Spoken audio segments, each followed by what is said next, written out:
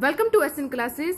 This is Neha Khurana. तो guys, आज हम बात करेंगे CTET SST कंटेंट की, जिसमें मैं कवर करवा रही हूँ आपको ज्योग्राफी का सेक्शन। क्लास 6 और 7 की ज्योग्राफी कंप्लीट हो चुकी है और क्लास 8 की ज्योग्राफी चल रही थी, जिसमें मैंने आपको 3 लेसन कंप्लीट करवा दिए थे।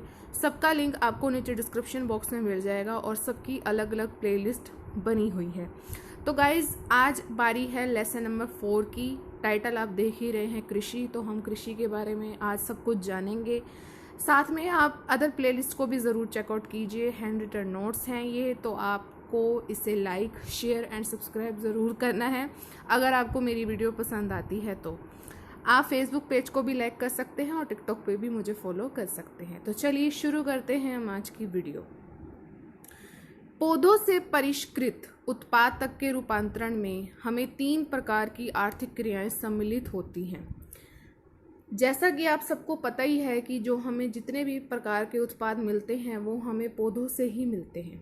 पौधों से प्राप्त जितने भी हमें उत्पाद मिलते हैं उनका रूपांतरण करने में हमें 3 प्रकार की आर्थिक प्रक्रियाओं से गुजरना पड़ता है: प्राथमिक, द्वितीयक और तृतीयक।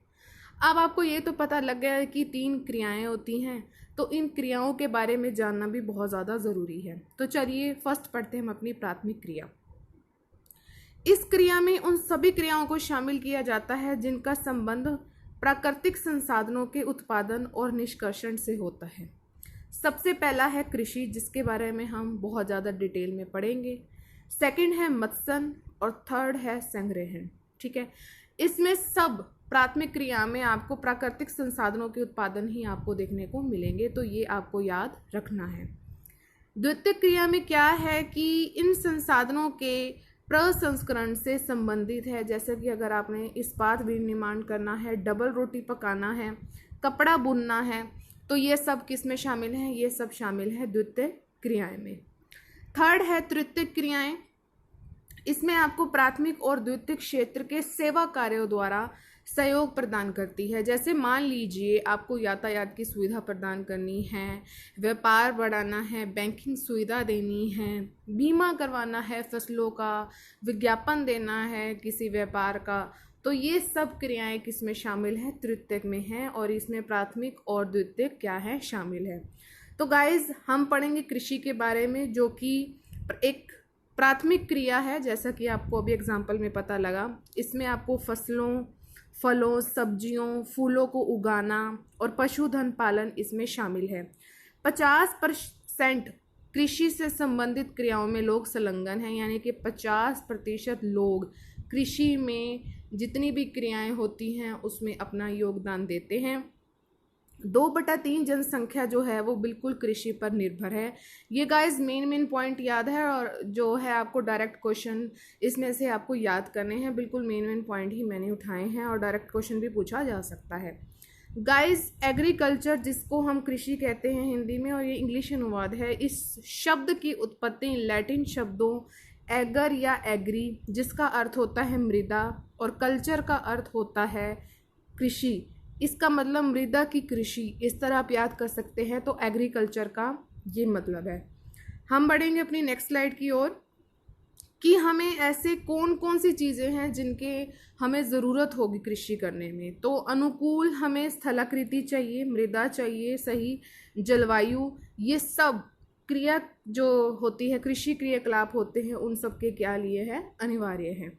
जिस भूमि पर फसलें उगाई जाती हैं तो उसको हम कहते हैं कृषिगत भूमि। ध्यान से सुनिएगा, जिस पर फसलें उगाई जाती हैं उनको हम कृषिगत भूमि कहते हैं। डायरेक्ट क्वेश्चन भी पूछा जा सकता है। अब गाइज, हम बात करेंगे कृषि तंत्र की, कौन कौन सी मशीन्स यूज की जाती है। कृषि या खेती को एक तंत्र के रूप में देखा जा सकता है।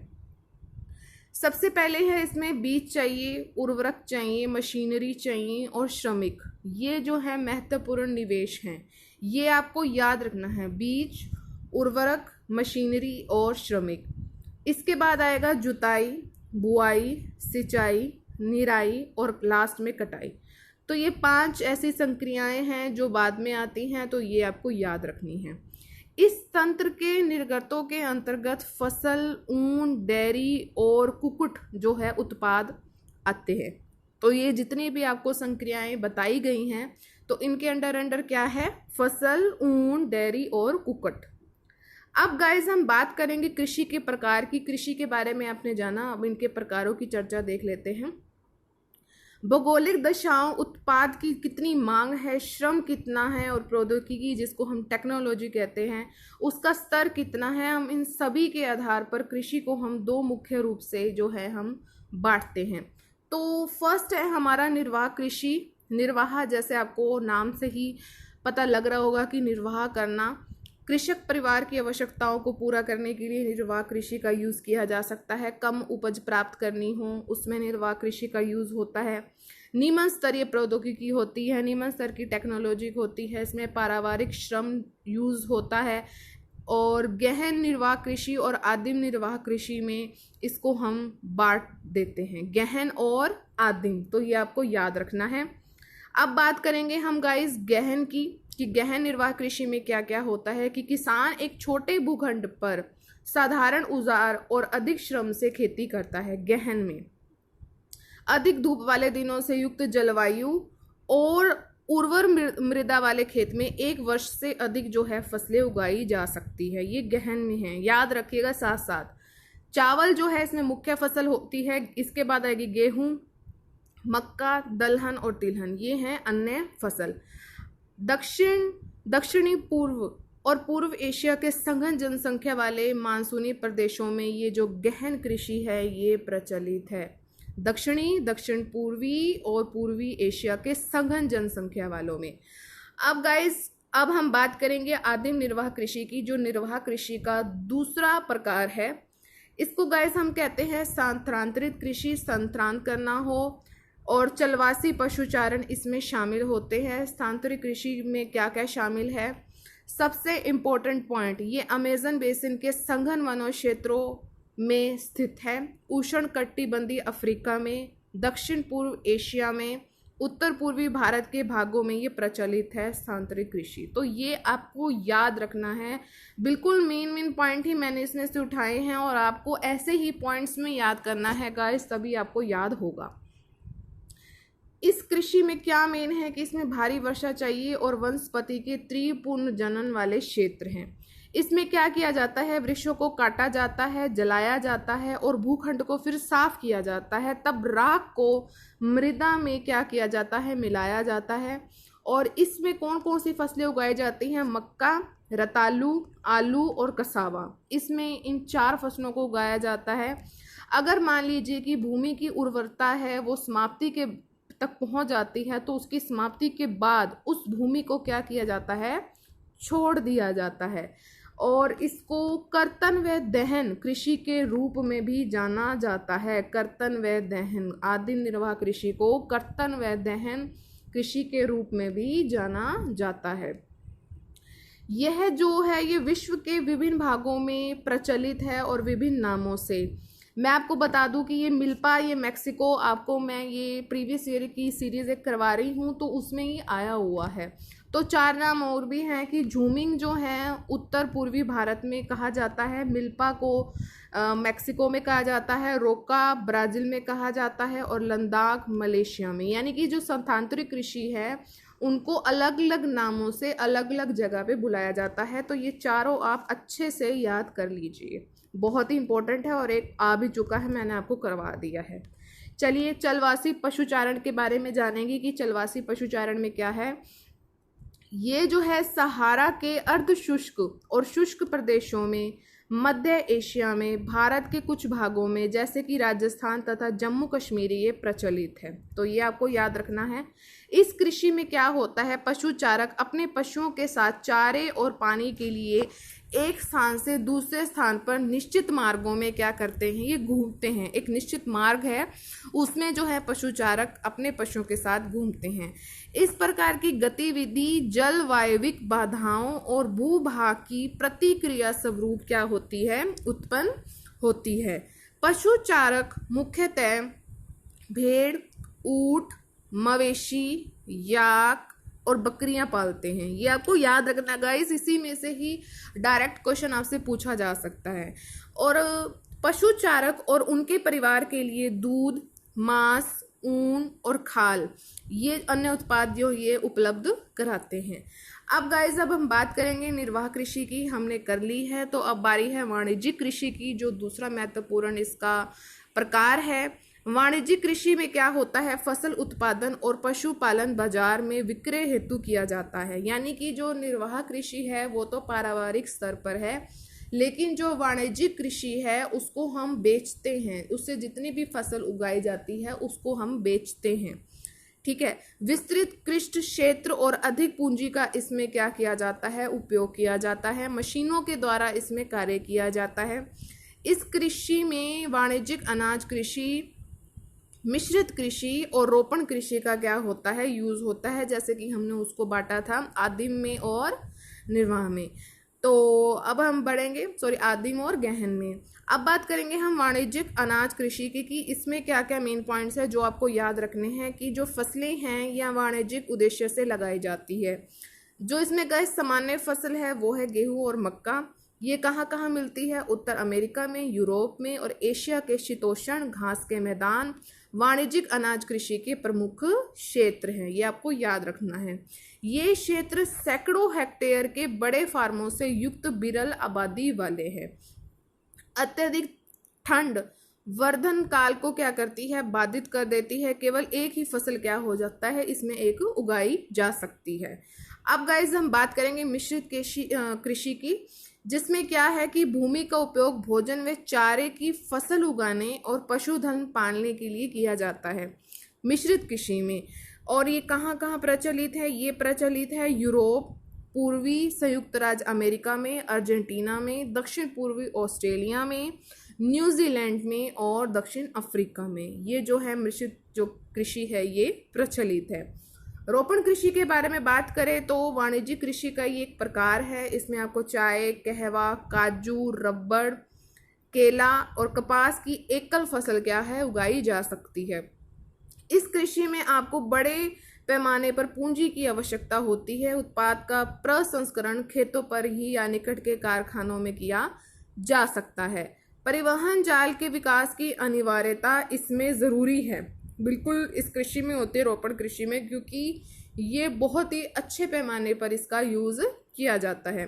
इसके जो मुख्य क्षेत्र हैं वो विश्व के उष्णकटिबंधीय प्रदेशों में पाए जाते हैं। मलेशिया में रबड़, ब्राज़ील में कहवा और भारत और श्रीलंका में चाय। मुख्य खाद्य फसलें कौन कौन सी हैं गाइस, गेहूं, चावल, मक्का, बाजरा। रेशेदार फसलें कौन सी हैं, जूट और कपास, ये आपको याद रखना है। पेय फसलें चाय और कहवा। तो गाइस अब हम बात करेंगे चावल की। चावल जो है ये विश्व की मुख्य खाद्य फसल है। उष्णकटिबंधीय और उपोष्ण कटिबंधीय प्रदेशों का मुख्य एक आहार है। इसमें आपको उच्च तापमान चाहिए, अधिक आर्द्रता चाहिए और वर्षा की इसमें आवश्यकता होती है। यह फसल चिक्का युक्त जलोढ़ मृदा जिसमें जल रोकने की क्षमता हो में सर्वोत्तम ढंग से बढ़ती है। और चीन जो है चावल उत्पादन में आगे आएगा आगे आने वाले समय में। भारत, जापान, श्रीलंका और मिस्र ये मतलब कि हैं पड़े करंट में। और अनुकूल जलवायु दशाओं जैसे पश्चिम बंगाल और बांग्लादेश में एक वर्ष में 2 से 3 फसलें क्या है, उगाई जाती है। अब बात करेंगे हम गेहूं के कि गेहूं के वर्धन काल में हमें मध्यम तापमान चाहिए, वर्षा चाहिए, शस्य कर्तन, फसल की कटाई के समय तेज धूप की हमें इसमें आवश्यकता होती है। इसका विकास सुअपवाहित दोमट मृदा में सर्वोत्तम ढंग से होता है। इसमें संयुक्त राज्य अमेरिका, कनाडा, अर्जेंटीना, रूस, यूक्रेन, ऑस्ट्रेलिया, भारत में विस्तृत रूप से इस गेहूं को उगाया जाता है और भारत में ये शीत ऋतु में उगाया जाता है। अब बात करेंगे हम मिलेट की। ये मोटे अनाज के रूप में भी जाना जाता है। इसमें कम उपजाऊ तथा बलुई मृदा में उगाई जा सकती है। इसमें हमें कम वर्षा चाहिए, उससे मध्यम तापमान चाहिए, पर्याप्त सूर्य प्रकाश की आवश्यकता होती है। इसमें हम ज्वार, बाजरा, रागी भारत में उगाए जाते हैं। इसके जो अन्य उत्पादक देश हैं वो है नाइजीरिया, चीन और नाइजर। अब बात करेंगे हम मक्का की। मक्के में हमें मध्यम तापमान चाहिए, वर्षा और अधिक धूप की इसमें ज़रूरत होती है। इसमें सुअपवाहित उपजाऊ मृदा की इसमें आवश्यकता होती है। उत्तर अमेरिका, ब्राज़ील, चीन, रूस, कनाडा, भारत और मेक्सिको में इसको उगाया जाता है। कपास की बात करें तो इसमें हमें उच्च तापमान चाहिए, हल्की वर्षा चाहिए, पाल रहे दिन चाहिए 200 से 210। इसमें तेज चमकीली धूप की हमें इसमें ज़रूरत होती है। काली और जलोढ़ मृदा में सर्वोत्तम उगती है कपास। और चीन, संयुक्त राज्य अमेरिका, भारत, पाकिस्तान, ब्राज़ील और मिस्र में ये अग्रणी उत्पादक हैं। सूती वस्त्र उद्योग के लिए एक महत्वपूर्ण ये एक कच्चा माल है। चलिए पटसन की बात करें तो ये सुनहरा रेशा के जो है नाम से जाना जाता है जो पटसन है। और इसमें जो जलोढ़ मृदा है वो उपयुक्त है। उच्च तापमान चाहिए, भारी वर्षा चाहिए, आर्द्र चाहिए, जलवायु की भी जरूरत होती है। उष्ण कटिबंधीय क्षेत्रों में उगाई जाती है। जिसके अग्रणी उत्पादक है वो है भारत और बांग्लादेश। बात करें कॉफ़ी की तो इसमें ये गर्म और आर्द्र जलवायु और सुप्रवाहित दोमट मृदा की इसमें ज़रूरत होती है। पर्वतीय ढाल इसमें अधिक उपयुक्त होती है। अग्रणी उत्पादक जो हैं इसके ब्राज़ील है, कोलंबिया और भारत है, यानी कि जो फर्स्ट आएगा वो ब्राज़ील, फिर कोलंबिया, फिर भारत। चाय की बात करें तो इसमें हमें ठंडी जलवायु चाहिए, वर्ष भर समवितरित उच्च वर्षा, सुअपवाहित दोमट मृदा और मंद ढाल चाहिए। पत्तियों को चुनने के लिए अधिक संख्या में इसमें श्रमिकों की आवश्यकता होती है, बहुत ही इंपॉर्टेंट। अब गाइस जो हमारा लास्ट का टॉपिक है कि कृषि का विकास, किस प्रकार हम कृषि का विकास कर सकते हैं कि बोए गए क्षेत्र में विकास करना, बोई जाने वाली फसलों की हम इसको संख्या बढ़ाकर, सिंचाई सुविधाओं में सुधार करके हम कृषि का विकास कर सकते हैं। उर्वरकों और उच्च उपज देने वाले बीजों का हम उपयोग कर सकते हैं। कृषि का हम मशीनीकरण कर सकते हैं। चरम लक्ष्य खाद्य सुरक्षा को हम बढ़ा सकते हैं। अधिक जनसंख्या वाले विकासशील जो देश हैं वो अधिकतर गहन कृषि का यूज़ करते हैं, जो हमने पढ़ लिया है। जहाँ छोटी जोतों पर सामान्यतः जीविका और उपार्जन के लिए फसलें उगाई जाती हैं। बड़ी जोतों पर अगर हमें बड़ी जोत चाहिए तो उसमें वाणिज्यिक कृषि जो है इसमें परफेक्ट रहेगी, जैसे कि संयुक्त राज्य अमेरिका में, कनाडा में और ऑस्ट्रेलिया में। तो गाइज ये था मेरा आज का वीडियो। कैसा लगा मुझे कमेंट करके ज़रूर बताइएगा। और हाँ, अगर आपको ये PDF चाहिए इसकी तो आप मुझे अपनी मेल भेजिए। मेरी जो ईमेल आईडी है neha.sahil-khurana1992@gmail.com। तो आप मुझे डायरेक्ट अपना लिंक सेंड कीजिए, मैं आपको PDF वहाँ पे प्रोवाइड कर दूँगी। वीडियो ज़रा सा भी हेल्पफुल रहे आपके लिए तो आप इसको please like, share and subscribe ज़रूर कीजिएगा। साथ में जो बेल आइकन है उसको प्रेस ज़रूर कीजिएगा और ऑल नोटिफिकेशन पे कीजिएगा, जिससे मेरी जितनी भी आगे आने वाली वीडियो होंगी उसकी नोटिफिकेशन आपको मिल जाएगी। साथ में आप अदर प्लेलिस्ट को भी ज़रूर चेकआउट कीजिए। बहुत ज़्यादा मेहनत लगी हुई है उस पर, क्योंकि मैं हैंड रिटन नोट्स बना रही हूँ, बहुत ज़्यादा इंपॉर्टेंट है। हर चैप्टर को अच्छे से एक्सप्लेन कर रही हूँ, नोट्स बन रहे हैं। PDF चाहिए तो आप मुझे ज़रूर बताइए। तो मिलेंगे हम अपनी नेक्स्ट वीडियो में। Till then thank you so much for watching. Bye bye and take care.